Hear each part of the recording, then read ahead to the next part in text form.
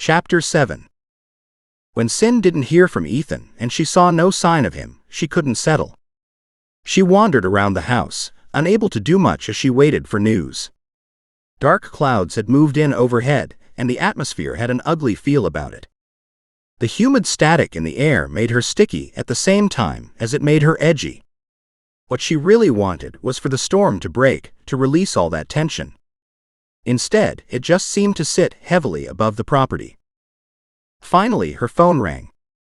She picked it up to hear Ethan's voice on the other end. Overwhelmed with relief, she snapped at him. "Is this really the earliest you could contact me, to let me know you are okay?" Silence hung like the heavy dark clouds above her. "No," he said thoughtfully. "I might have called while I was in the middle of gunfire. Or I might have called when I was facing 3 extremely angry dogs who were ready to rip out my throat. Or maybe when I was explaining to the sergeant afterward that the dogs were worth saving. Or maybe when I was driving with all 3 shepherds tied down tight in the bed of my truck." "Okay, so now I feel like a piece of shit," she said jokingly. "Please tell me all that happened calmly and quietly, and that none of you were hurt. I have a big male shepherd cross here that's got a burn on his shoulder from a bullet. But that appears to be the only injury, which is rather remarkable considering a lot of dead bad guys are at that place." She gasped. "Seriously? They opened fire on the cops?" His tone said he didn't give a damn about the dead men. "I was more concerned about saving the animals." "So was it a drug lab?" "As far as I know it was," he said. "Did you hear that part about I cared more about the animals? Once I had them calmed down and secured, I didn't want to leave them there for the cops to change their minds. If animal control becomes involved, I figured the animals would be taken to a cage and probably put down as soon as possible. I wanted a chance to rehabilitate them, to see just what they were trained to do." "So now you have 4 dogs to look after?" she asked incredulously. "Apparently 4 vicious dogs," he said cheerfully. She stared out the window. "Why?" His voice gentled as he answered, "Because I can." She sagged into the kitchen chair and thought about that. "It won't be an easy job," she warned. "I thought you were looking for something different or some sort of new start. Can you really think of any better start than helping some animal with no future? Or in this case 4. She sighed. "You know who you're talking to. I'm the one who moves hell on earth to get animals in desperate situations moved to new countries where they can have a chance." "Exactly." His voice was quiet and pensive. "I saw those dogs and the guns pointed at their heads, and I realized how much I could do to help them. They have really good, useful lives ahead of them. They were doing a job. It's not their fault that job has now been taken away from them. Do you think you can retrain them to do what you want them to do?" "Absolutely," he said. "That process is already in progress. Whether they like it or not, they now see me as their new leader. We'll have to do some heavy training and come to an agreement of sorts. But I'm pretty sure we're well in hand." "But you need a place suited for these animals," she stated. "Yes. That's a bit of an issue. I'm at the house I rented here in town where I'm staying," he said thoughtfully. "I might look for a place with kennels, or at least a big enough spot for kennels I can pull together fast for them." "That won't be cheap," she warned. "You don't just need kennels, but you also need a training space." She could almost see him nod in agreement. "This is rather sudden, isn't it?" "Sure, but necessity is what drives a lot in our lives," he said. "I have to try." She nodded. "I understand.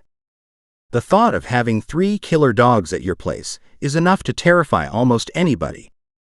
And a 4th to join them soon. What if I said they follow my commands and listen to the orders I give?" "Seriously?" "Yeah, absolutely. Give us a few days, and we'll have a completely different relationship." "But how will they view the rest of the world?" she asked. "You don't live on an island. You look after dogs ready to kill at a moment's notice. That won't sit easy with the townsfolk in general." "No, but it's not that bad," he said. It's not about dogs that will kill at a moment's notice, because every animal has that potential. But it's knowing a dog will attack when instructed. And not just attack, but attack properly. These dogs need some more training. No doubt about it. That male would go for my throat. He needs to learn to disable, not to kill. All the horrible scenarios ran through her head, and she couldn't believe what she had heard.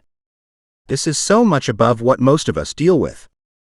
Which is why I have to do this, he exclaimed. And I get it if that makes me something you don't want to be around. No, that's not what I meant at all. She groaned. I guess I'm shocked at how fast this all happened. You went up there to hopefully help these dogs, but I didn't expect you to take them away with you. I did, he said calmly. There really wasn't much else in the way of options.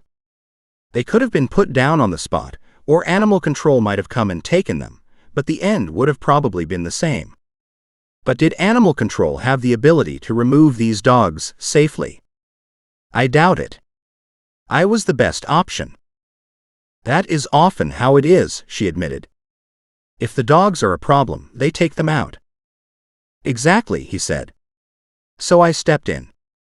Now the question is whether I can make them do the job they need to do and have a decent life, or whether I'll have to make a difficult decision down the road and put them down myself. She winced. Ouch. No, he said. That would be almost impossible for me to do. She smiled. So when do I get to meet them? Not for several days, Ethan said quietly. As much as I would like to think they would allow strangers into their space, for the first few days, if not a week, it will need to be just them and me. That makes sense, she said lightly. What did she expect? It wasn't like the dogs would accept Ethan into their world easily, and they sure as hell wouldn't accept her, a complete stranger, either. Can you add the injured shepherd to this group? I think she was part of this group to begin with. I'm pretty sure she belongs with them, he said. I have to see what kind of reaction I get when I reintroduce her. She's still weak and needs care for quite a while. If the other dogs won't accept her, I can't keep them together.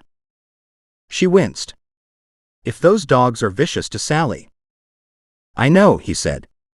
Which is why it needs to be just us for a while. She nodded and smiled. Any sign of that truck again? Startled, she remembered the truck she'd seen up on the highway. I never did see it again. I'm taking a look now. She walked over to the window but saw no sign of anything. I think I was just being super sensitive, she said. With you going after this group, I don't know. I guess for some reason it made me nervous. Of course it did, he said in reassurance. That's normal, and it's not an issue. I'm glad you at least thought to let me know it was there. Why? She laughed. It's not like you were close enough to do anything about it.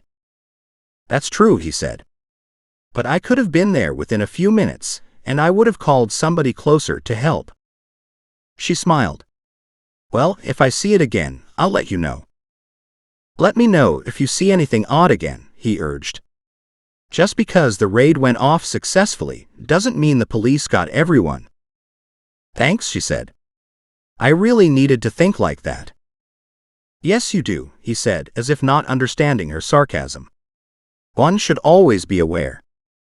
Sure enough, as soon as she clicked off her phone, instead of feeling better about what he'd said, the reminder that the truck had been there on the highway made her feel worse. She needed an outlet for her nervous energy, so she changed into her running gear. With the dogs barking happily at her side, she grabbed a water bottle and headed out the back door. It was late in the afternoon, almost evening, and the worst heat had started to settle back. She opened up the back gate to the state land and took off at a fast run. With the dogs running happily at her side, she crisscrossed over the terrain, checking out some of her favorite spots, shaking off the tension of the day and her added worries about Ethan. She hadn't realized just how much she had been focused on Ethan. You had to love a man who would go in after the dogs. But she wasn't sure his particular project would be worth his time and trouble. And that felt awful coming from her. After all, she loved animals, and she spent so much of her time trying to save animals in need. What was it about these particular ones that scared her? Of course it was the viciousness to them. But if Ethan could tame them, or at least keep them as well-controlled animals, then she was all for it. It would also likely keep him close by, and that made her happy. She had no business looking at a relationship with somebody who was such a loner, someone without roots, especially when she was such a homebody. She did take trips around the world for these animals, but so much of it nowadays was communication on the internet and phone. It was easier to send photos and vet reports back and forth than to fly over and look at the animals. With the sun going behind the clouds, she dashed into the trees. Racing through them, her heart felt lighter with every step she took. Such interesting weather, a day full of light and shadows, not hot, not cold. By the time she burst through the other side, she was sprinting all out. She could feel the tension inside desperately needing the outlet. Her feet pounded the ground as she ran faster and farther. And then her energy seemed to wane and she slowed her steps, laughing, and stumbled. Crack! She cried out as her shoulder exploded with pain and she fell to the ground. She instinctively reached a hand to her shoulder and rolled over. Panic set in, but she was a good 10 or 12 feet from the next set of trees. She pulled her hand away, seeing the blood pumping sluggishly from the wound.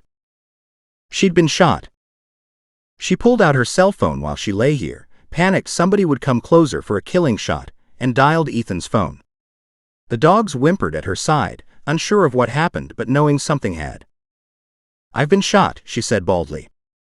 "I'm about 2 miles from the house, on the state land behind my place. Parallel to the highway. There's a large wooded area. I've gone through that, and I'm on the field between it and the next set of woods." "I'm on my way," he said, his voice unnaturally calm.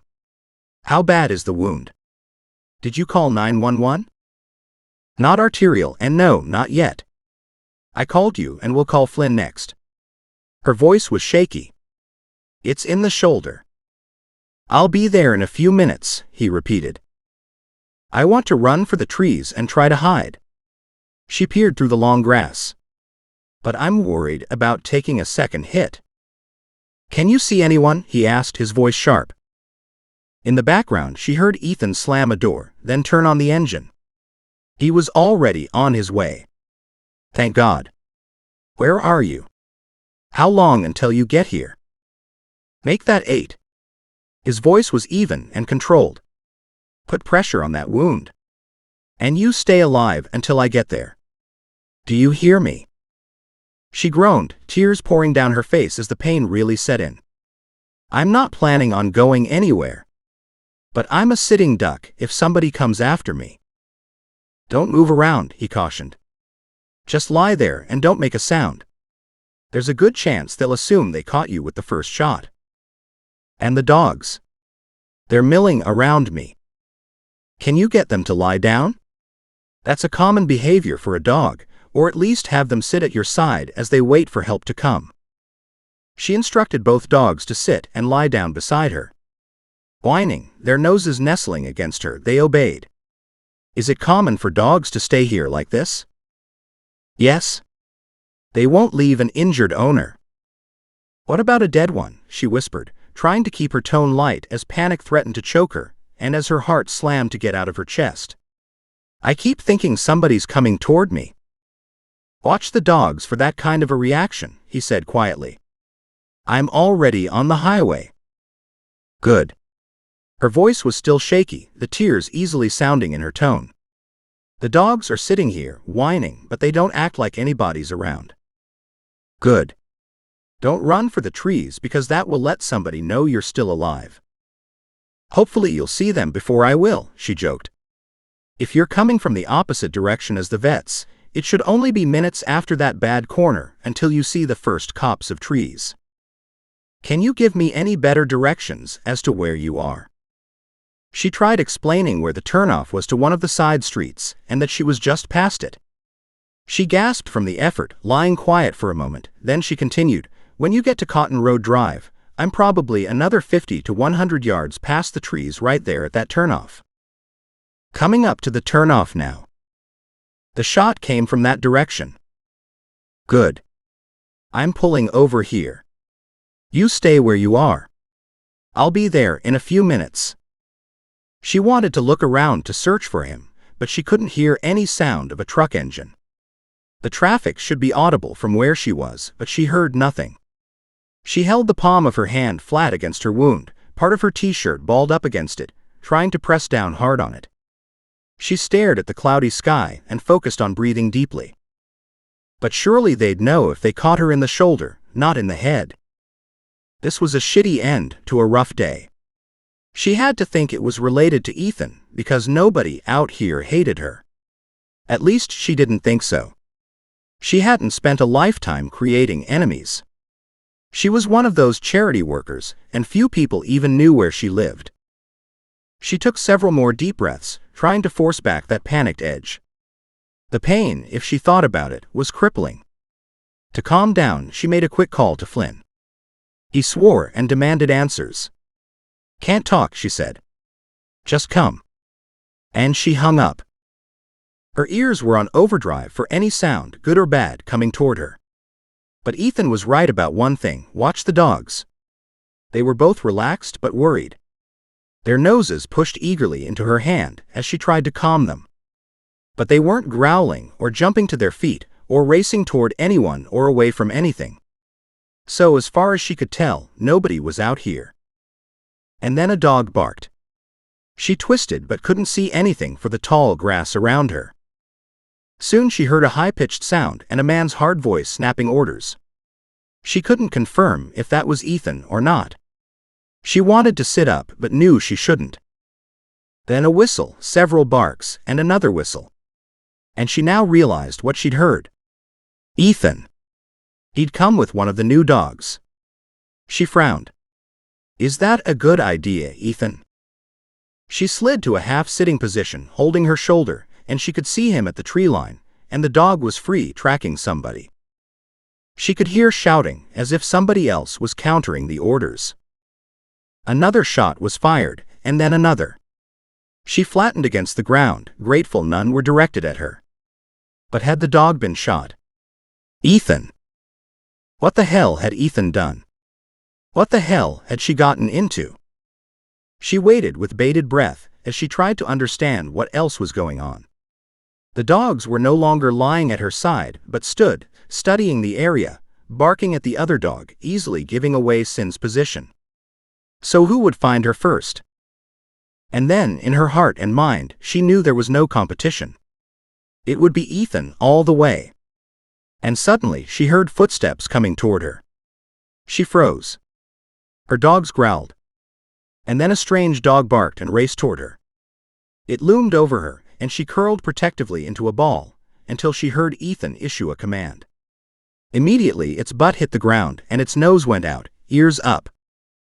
She let out her pent-up breath as she watched this huge shepherd stare down at her. It wasn't growling at her, it wasn't attacking her. It was as if giving a command to its owner, saying, "I found her." And suddenly, there was Ethan. She burst into tears. She would have thrown her arms around him, but her shoulder was killing her. He crouched at her side and stroked her face gently. "It's all right. You're safe." He pulled her hand off her shoulder. "Let me take a look." Then he nodded. It could be much worse. He eased her into a sitting position and checked the back of her shoulder. "It went through, and that's good." She shook her head. "I don't know how you can think that's good. I've been shot." "Yes, you have," he said, and taking out his pocket knife, dug something out of the dirt behind her. Then he exchanged the knife for a sheet of paper from his notepad in his pocket and pulled up the slug. She stared at it.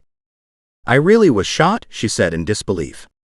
It was one thing to assume she'd been shot, it was another thing to see the proof in his hand. She glanced around. "How do you know it's safe? Is he gone?" "He's gone," Ethan said. "Gone. I heard more shooting." Ethan nodded. He tried to countermand the dog. "This, by the way, is Bella." She looked at the shepherd, still in her position, not having been released from the command given. "Is she safe?" Sin asked tentatively. "She's pretty ferocious looking." The big collar doesn't help, but it does give her name, he said. He turned to Bella and gave her a hand signal and said, "Relax." Bella, her tail wagging, leaned over and sniffed Sin. She reached up a tentative hand. Bella placed her nose in her hand and nudged it. Sin smiled and scratched Bella's head. "Did she find me?" "Yes, she did. Not that you would have been hard to find with the other dogs here." Both her dogs milled around Bella. The three were getting to know each other. Bella showed no signs of aggression. "How did you know she was the one you should bring?" Sin asked, dazed. "That was taking a hell of a chance. The only chance I took was if your shooter might have had better control over Bella. But I don't think she has any loyalty to the abusive men who kept her before." "How sad is that?" Sin murmured. "You didn't explain what the shots were I heard." "He tried to shoot her," Ethan said quietly. But Bella dodged and managed to miss the bullets, and when he realized she was still coming after him, and then he saw me too, he turned the gun on himself. "What?" Her jaw dropped. "Are you serious?" Grim-faced, Ethan nodded. "I'm serious. We need to get the cops here now, before anybody else finds out what's happened." He helped her stand, then led her to a large rock to sit down. He called Bella over and ordered her to guard. She stood, facing out to the world around her, her attention focused around them. Sin, who had a lot of experience with dogs, but none with actual working dogs of this nature, watched in amazement as Bella appeared to keep a close eye on everything going on. "What happens if I get up and walk away?" Ethan chuckled. "Well, I guess we'll find out if you try it, won't we?" She frowned up at him. "That's not funny." But he was already calling somebody on his phone. "Who are you calling?" "The team I joined on the raid this morning." He walked away a few steps to have his conversation. She heard bits and pieces, enough to know he was explaining the circumstances. She reached down to pet her beautiful dogs, giving them each a cuddle.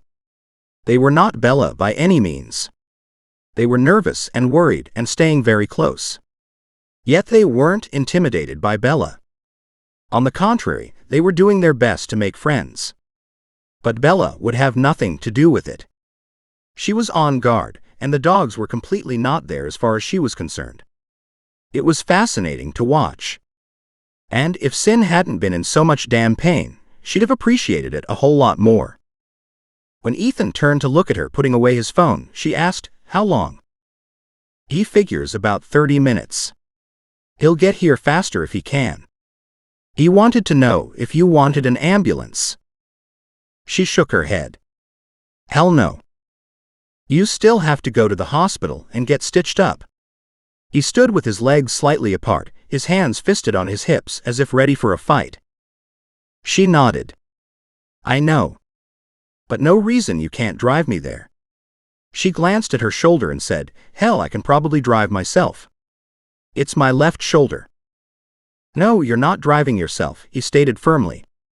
"Of course I can drive you." I told him that you wouldn't want an ambulance because you'd try to drive yourself. She went quiet. "You don't know me well enough to be sure I'd react that way," she said, but realized she was arguing futilely over nothing. The pain had kicked in heavily. He picked up her water bottle and handed it to her. When she tried to unscrew the top, he pulled it back, unscrewed the top for her and held it out again. She took a long drink. "That feels better," she whispered. "You don't know just how rough things are until you realize you're arguing over nothing, and it's all you can do to sit upright."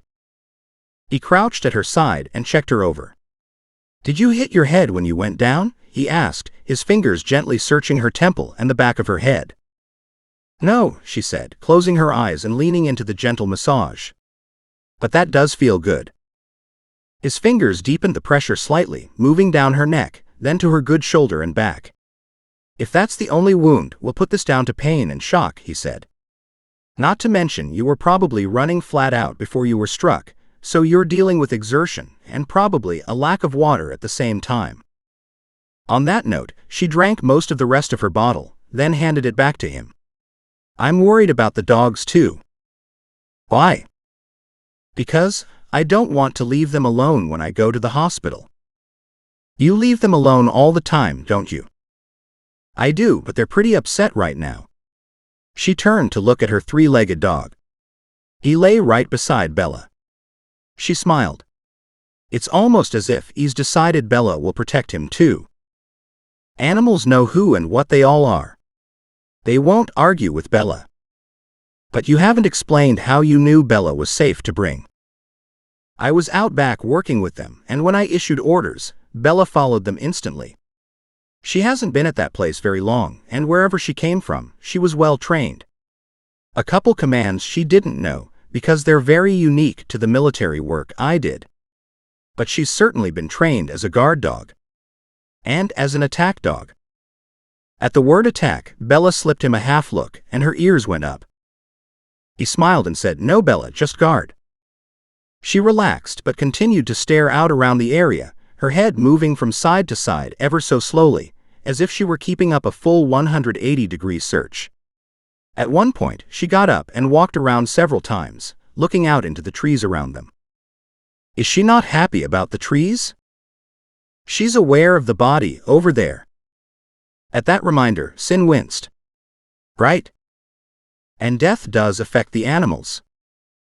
Maybe, but in this case, he tried to kill her too. He pointed to Bella's shoulder, where it had a bit of a burn mark. Sin hadn't even seen it. She'd been so focused on her own pain. She gasped and leaned forward.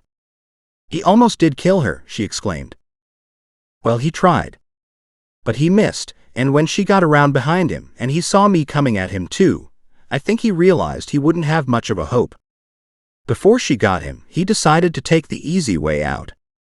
Does that mean they've used these dogs to kill people? Silence was his only reply. She turned to look up at him. Seriously. His face was grim. It's a possibility. That's not the dog's fault though, she said. They can't put her down because of that. I don't know that we can prove that's what those guys did. But he certainly took an easy way out, and he took it fast. You should find out who he is, she urged. Before the cops get here. He looked at her in surprise. She shrugged.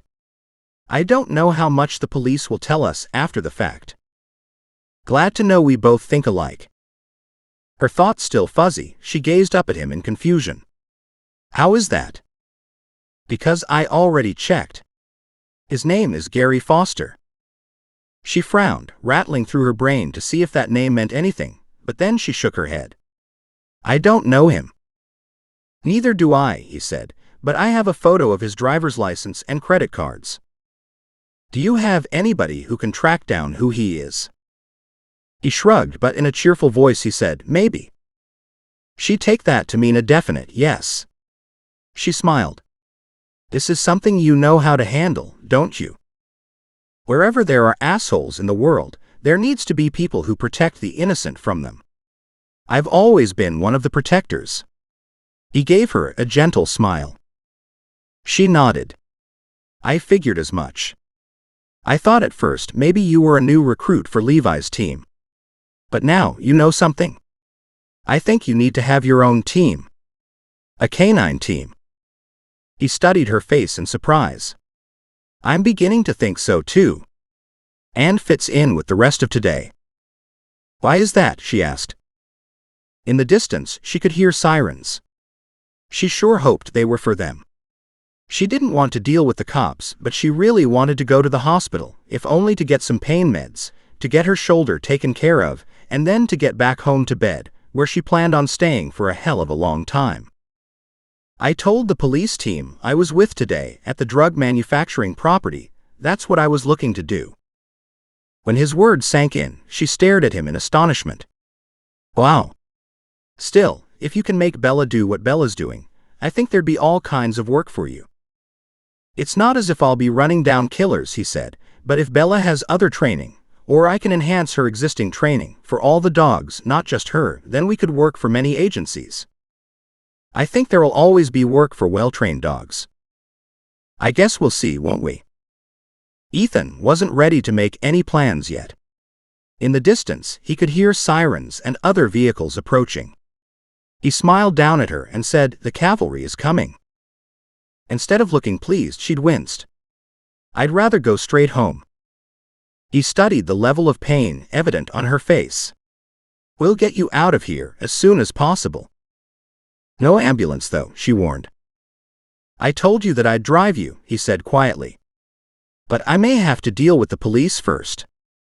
"So that's the trade-off," she said quietly. He crouched in front of her. "You hang in there." He could see her pain-fogged gaze deepening. "Worried," he said, "forget it. I'll tell the cops. I have to take you to the hospital first. Then I'll come back and talk to them." She gave a strangled laugh. "It's not that bad. Besides, the cops won't let you leave the crime scene." "Well, they won't leave you here either," he warned. "So it's me or the ambulance." Suddenly Bella growled, a sound that raised the hairs on the back of Sin's neck. "Not quite," a stranger called over. Ethan spun, squatting low, until he saw Flynn standing a safe distance away. Ethan glanced at Sin. She nodded. "I sent out a distress call to him too." Slowly Ethan rose on his feet, standing protectively at Sin's side. "Bella, stand down." The dog relaxed, but her gaze never left Flynn. Flynn nodded and approached. "The cops are here. We'll let them talk to her, and then I'll take her to the hospital." Ethan was of two minds, but she needed to go to the hospital, and he needed to stay here with the cops. He glanced again at her, but she was smiling up at Flynn. "Thank you. I'd love the assistance." She reached up with her good arm to Flynn. He carefully helped her to stand on her feet, staying right beside her in case she fell. Ethan watched the color drain from her face with the movement. But he deliberately didn't take a step closer. Independence was fine, but it was also a good gauge to see a person's will to live. And in her case, she was doing just fine. He nodded at Flynn and said, "If you don't mind." Flynn gave a clipped nod. "I know Sin well.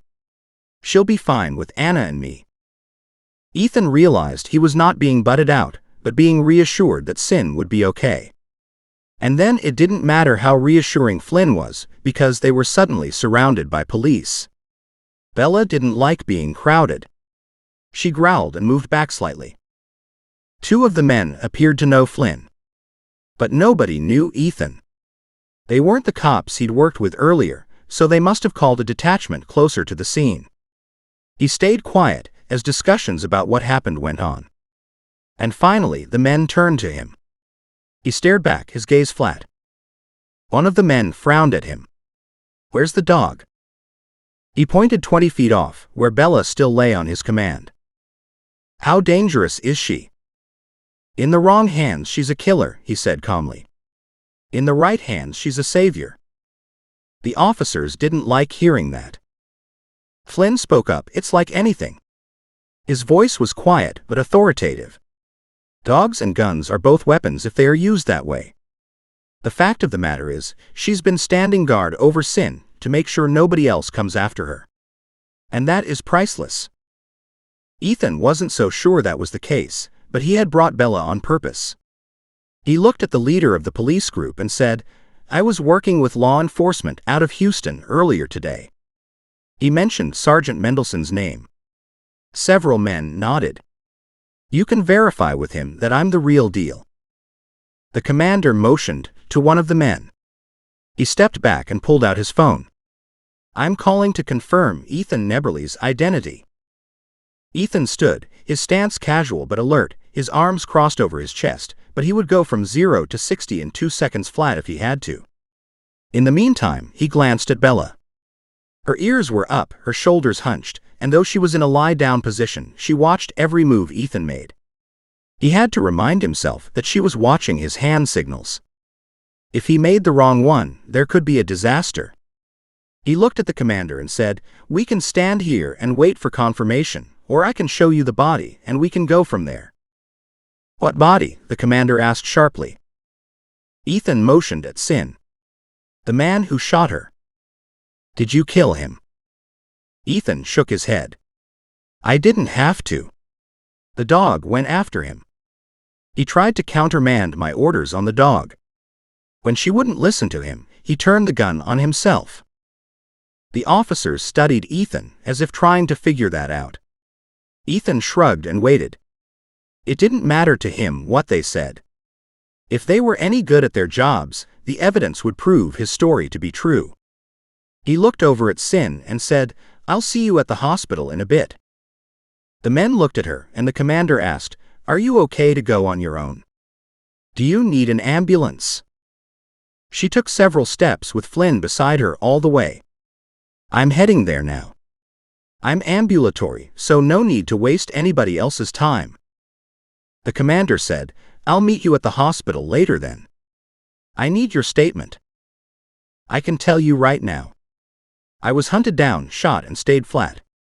I called for help. Both these men came to my assistance." Ethan arrived a good 40 minutes ahead of Flynn. Ethan went after the shooter. Just as he said, I could see them in the trees, and then there were gunshots. Once Ethan knew I was no longer in danger, he came to me. But now I have to admit, I'm feeling pretty shitty. So if you'll excuse me. She gave everyone a wan smile and then grabbed Flynn's forearm. Gently, he led her away from the group. Ethan watched them go. When she was a good 10 to 20 feet away, she turned to look back at him and whispered, "I'm fine." Seeing that, hearing her voice, something inside him relaxed. He turned to look at the policeman and said, "Shall we?" "You may want to mark this spot," he added, pulling the paper-wrapped slug from his pocket, "where I found this." One of the officers had gone back to the police cars and arrived now with cones and markers. They staked out the spot where Sin had been shot. Ethan pointed where his vehicle was parked up on the other side of the tree line on the highway. "You can walk up there and confirm that's my vehicle. I headed here from that spot right into the tree line. Now I'll take you where the body is." He stepped forward and snapped his finger, bringing Bella to his side. He reached down a hand and she nudged his fingers with her nose. Gently, he stroked her forehead. He wondered at anybody who could abuse such a beautiful, obedient, well-trained animal who was just looking for somebody to love. The commander stepped up beside Ethan, but his gaze was on Bella. "The sergeant confirmed your identity. He also said that you subdued 3 dogs, even though the officers were all ready to shoot them, and that you appeared to have good control over them." "It's what I do," he said simply. "Over 8 years in the military working with dogs. I wasn't about to let them be shot just because they had shitty owners." The commander fell silent at that. "We do the best we can," he said, "but if we can't get a dog to not attack us," and he left his words hanging. Ethan nodded. "Understood. But I was there. And Bella, as you can see, although I didn't train her, is extremely obedient." "Don't different trainers have different commands?" "Yes, but some commands are universal. I don't know all she can do yet," he admitted. "I'm hoping to find out more about her and the others. She is by far the most amiable. I have the other 2 dogs back at my place. Plus an injured one currently at the vet that was badly abused and shot." The sergeant whistled. "Asshats." Ethan agreed, but he had a lot harsher words for them. It took another few minutes to walk into the trees. He reached down, caught Bella's attention, and ordered her to find the man who shot himself, then unhooked her leash. Bella bounded forward. She headed farther into the trees, stopped for a moment, took a slight adjustment in her direction, and went left. Ethan followed. The commander asked, "How can you be sure she's not tracking a squirrel?" "I can't," he said cheerfully. "But she has no love lost for that man. She went after him instinctively and with way too much eagerness." "You think he abused her?" "Abused her, or possibly had a hand in training her. But there was no love in the training. If anything, what I saw when she went after him was hate." "Were you capable of calling her off?" Ethan nodded. "It was close, but yes, she did finally come at my command. But when the guy saw me and the dog working together, and he realized he couldn't get Bella to do what he wanted her to do, he turned the gun on himself. But there was no reason for him to kill himself. He could have just shot you and Bella instead." Ethan gave a hard laugh. "I can't be killed quite so easily as that." Soon they were upon the body. Ethan stood at the perimeter and waited while the cops approached. The gun was still in the man's hand, but there was no way to mistake that he was dead. He'd blown the back of his head open. Bella sat a good 10 feet from the body, her gaze locked on it. Ethan called her to him. "Good girl. Come here, Bella." She trotted toward him and positioned herself behind his right leg. The commander said, "Could she have killed him?" "Yes, she definitely could have. I'm not sure she wasn't going to. I think he preferred a bullet over the dog." "But you said you called her back, correct?" the commander asked. "We can't have killer dogs running around loose." "Killer dogs in this case would be dogs trained to kill," he said gently. "And Bella is not running around loose. As you can see, the victim has no dog bite marks. I wouldn't let her attack him, but he didn't know that.